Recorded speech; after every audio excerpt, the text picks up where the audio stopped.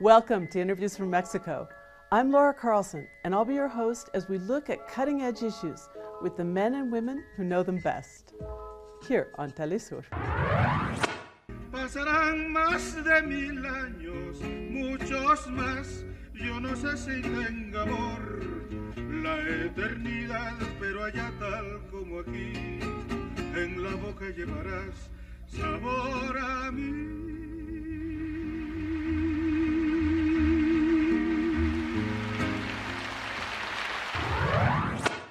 This year, 2018, marks 100 years since the birth and 50 years since the death of Alvaro Carrillo, one of Mexico's greatest composers. The name Alvaro Carrillo may not be very well known, but his songs certainly are. They've been translated into languages around the world and have delighted millions. To talk about Alvaro Carrillo and his career, we're very fortunate to have here in the studio Mario Carrillo.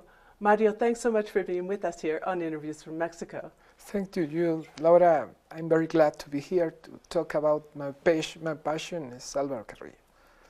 Mario is also a singer and a composer, and he's been dedicated to preserving his father's legacy. Mario, tell us how your father got started in music and became the great legend that he now is in Mexican music. Okay, first, he was born in a very, very small place that called Costa Chica. Costa Chica in Oaxaca. In Oaxaca is a place that is very particular because it's a place where the African Mexican lived there. My father is this kind of people, but he started with the studies in the primary studies, secondary, and the studies. My father was a great student, very, very great students, and all the professors that he had promoted to him to go out to the Costa Chica, because Costa Chica is very, very close there. And at the time, it must not have been very common for students, for young people in this little village in the southern state of Oaxaca to leave to pursue an education, right? Yeah, that's right. And another thing that my father was lost his parents when he was 8 years old, and that is very, very uncommon that the people there with no parents go out there. No? The most of them they get started. What did he study in Mexico City, and how did he end up in music? First, went to Yotzinapan. My father studied in Yotzinapan, and then Ayotzinapa, which has become famous with the disappearance of the 43 students. And they love it. Teaching college. The student of Yotzinapan love him, really, really love him. He's an idol there. And then to this day. Yeah. Now, and then he went to Chapingo. Chapingo is for agronomists, engineering for agronomists, and I guess when he studied in Chapingo, he started to be a real composer. There in Chapingo is the most important moment to him in his career of composer, because all the most of his songs, the most important songs were created there in Chapingo. As a very young man. Yeah, maybe he's around 27, 29 when he started there. And after that, then, did he go back to Oaxaca and continue to compose there or travel? No, I guess he is very, when his personality he always wants to finish all that he started, no? And when he get inside to Chapingo, I guess he didn't imagine that he was a great composer. No pasaba en eso. It was like a hobby to him Yeah, at the I time. guess that. Around 40 years old, he started to be a composer, professional composer. And he began to collect some of those old songs from his youth as well. Well, your family has said that this is a very important year because of, Sí. of the birth and the death that took place, an untimely death in an accident, as I understand. And that in some ways it's the death that you're commemorating because it's the moment in which Alvaro Carrillo transcended and became a legend. How do you explain the fact that 50 years later his music still has such an impact on Mexican culture? Well, I guess two things. The most important, he's a melodist. Yes, his melodies is very contagious. You know, They're very Sabor a mí, singable. da-da-da-da-da-da-da-da-da, or the Yellow Days, or La Mentira, what we call that, is da-da-da-da, da-da-da-da-da-da-da. So the melodies of Alvaro Carrillo is very, very important in his life. On the other hand, the lyrics of Alvaro Carrillo. The lyrics is very exceptional man, because the study that he had provoked in him to domine the language. So I guess the poetry of Alvaro Carrillo is very, very important for the Mexican people, and the people who know Spanish is the very uncommon letters now. Well, let's talk about the lyrics because they're remarkable for the time and even for now. In addition to the verse, they're beautiful verses and they're very well crafted verses, actually what they say, the content is extraordinary. And one of the reasons is because at a time when writers of popular songs were mostly talking about women in stereotype versions of romance and betrayal. Too aggressive. He had a much more human portrayal of relationships and of women themselves.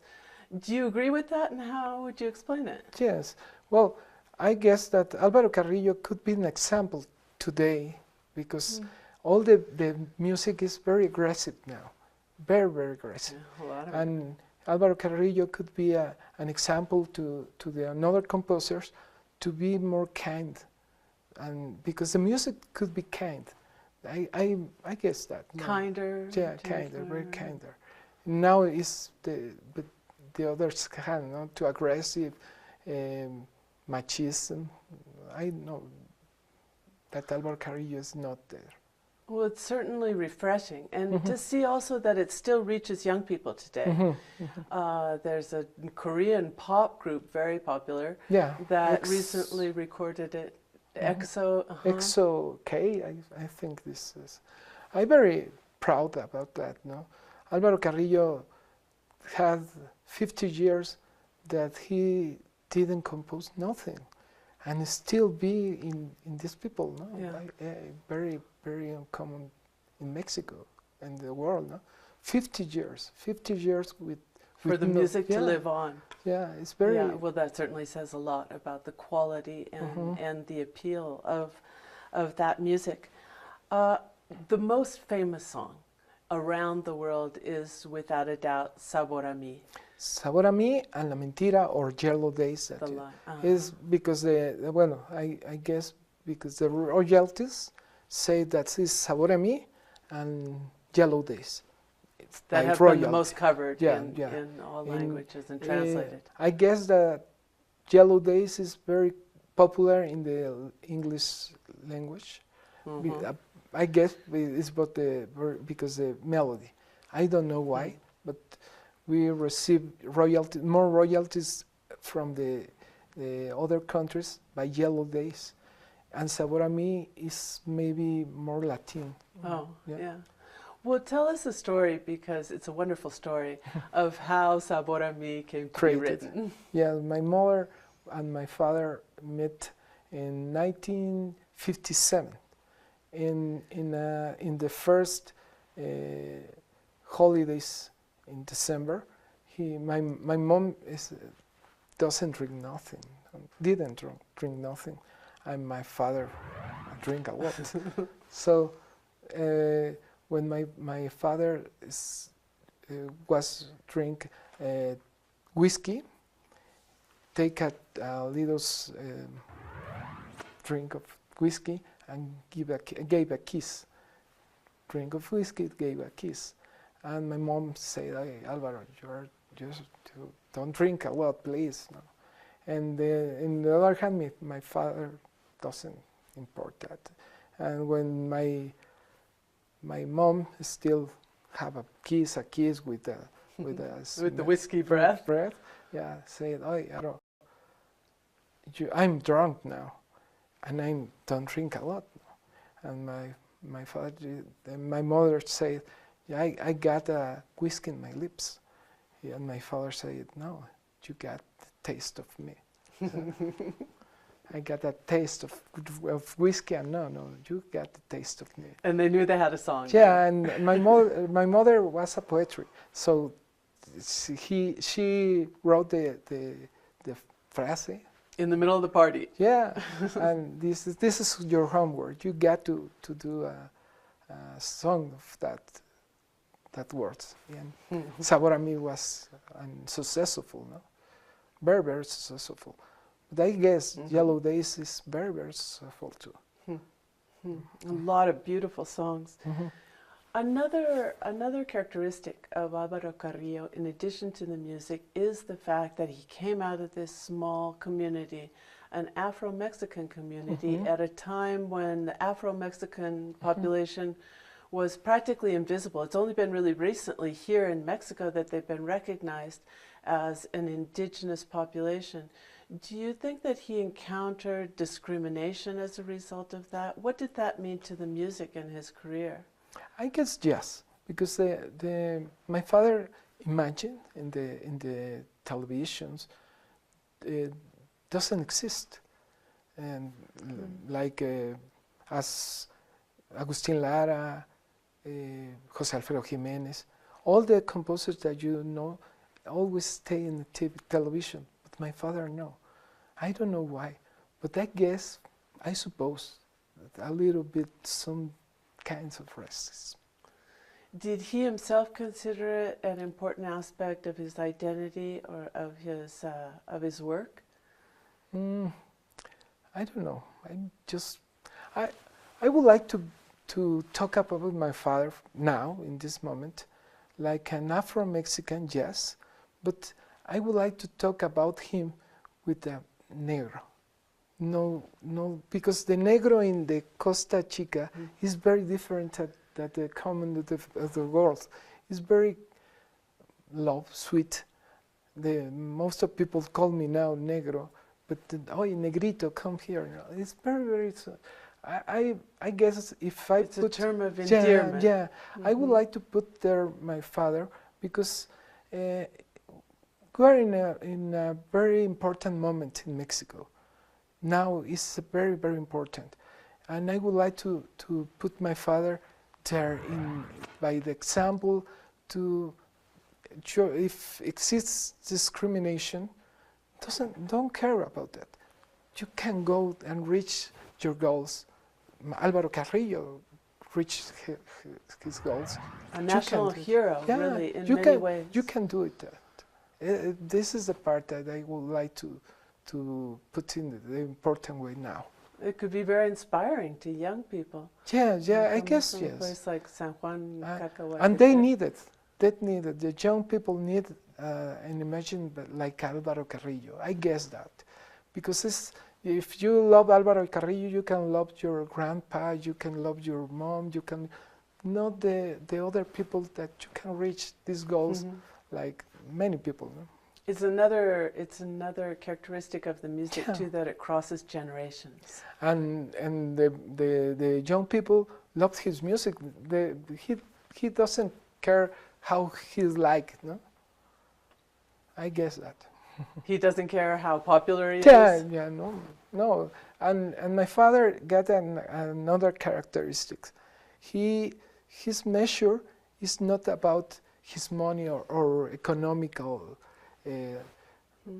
reach. No, his measure is about the transcendental was his music, and I know that.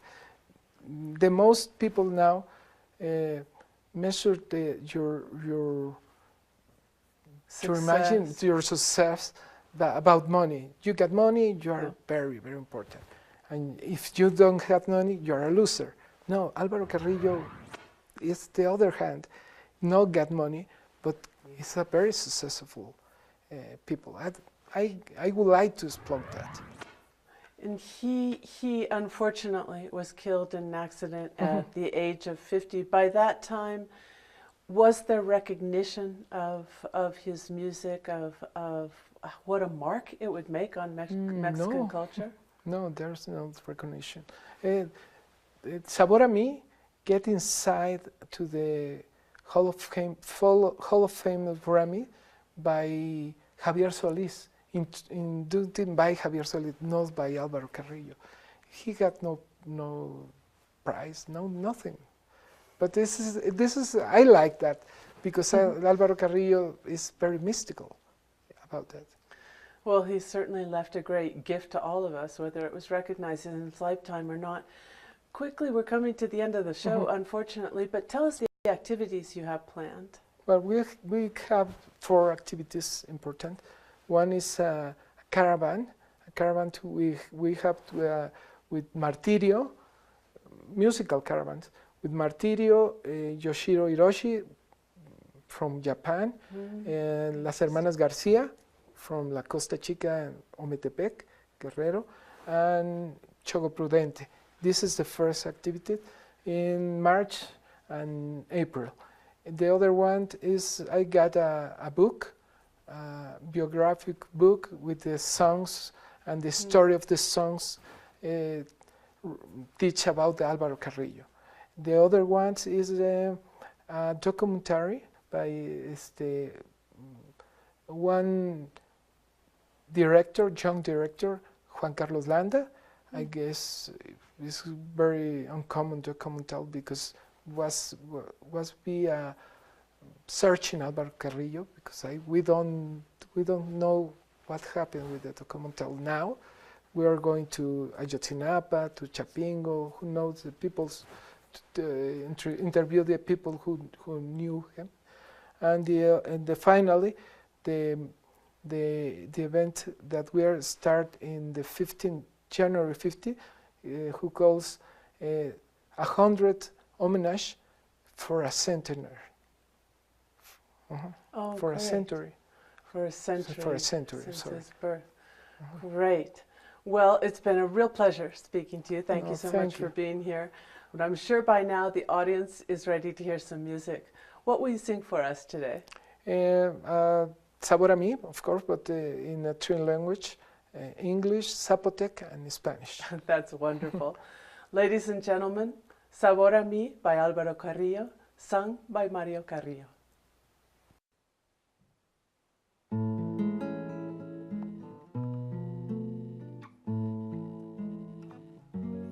Tanto tiempo disfrutamos este amor, nuestras almas se acercaron, tanto así que yo guardo tu sabor, pero tú llevas también sabor a mí.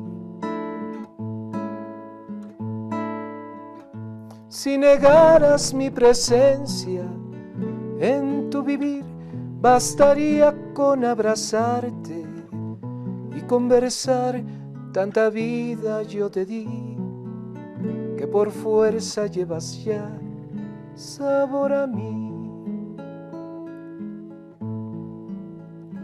Kadirave, Gakustine, Irutinaka, Kadikuchayendanaro, Shkendanavane, Kudienirisaka, Naendasi Shirundi, Sandaudie, Sadidi Staleisa, Stalepe, que gana Paluendaguti, Sanashe Neraibaka Sirari Daniru Alumasineu Nishestine.